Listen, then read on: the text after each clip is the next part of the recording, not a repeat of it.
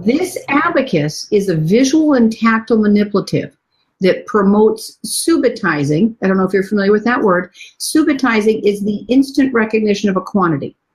Okay. So if I were to put up this many, do you have to count? No.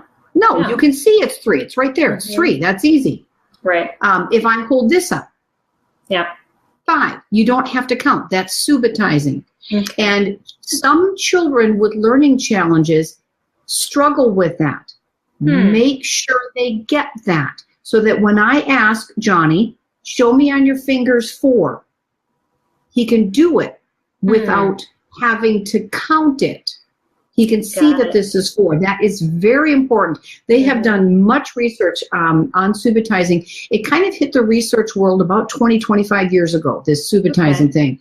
And it's hitting mainstream about 5 years ago. People kind of talk about it. Some people know about it, some people don't.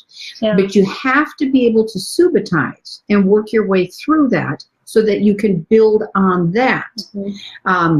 So there are other ways to work on that other than just the fingers, or like dice, or what's very good question. The best is to do it with hands. Okay. Because first of all, especially with a little one or a child who's got some challenges, we're comfortable with our hands. We know that. And 5 is always 5. I don't have to look at it. I can always see that it's 5.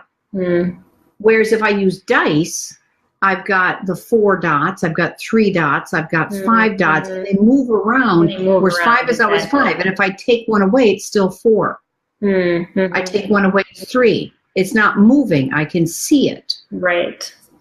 One thing that our culture does, and it's not something that you've done as parents, but a culture has done, is we have the kids count. Count for mommy, 1, 2, 3, 4. But what happens, especially to a young child, sometimes children with some learning challenges, but especially young children, they think you're naming it. 1, 2, 3, and here's number 4. So you ask them, where's 4? They can say it's right there. Because I just named it, right? 1, 2, 3, there's number 4. But you think about it, it's logical, because if I were to name the children, John, Anna, Maggie, Matt, do you think that Matt includes all of them? No, Matt is an individual by himself, and we all know he's enough by himself. So, so wouldn't it make sense from a child's point of view that it's 1, 2, 3, 4, just like John, Anna, Maggie, Matt? So when you actually count, you're giving them a different perspective, an incorrect perception of quantity. So when you say, how old are you? I'm 3. How old are you? I'm 4. Can you show me 6? Got it. Yeah, and also counting, kids tend to then need to count to get to the right number. They can't get away from it. Right. Right.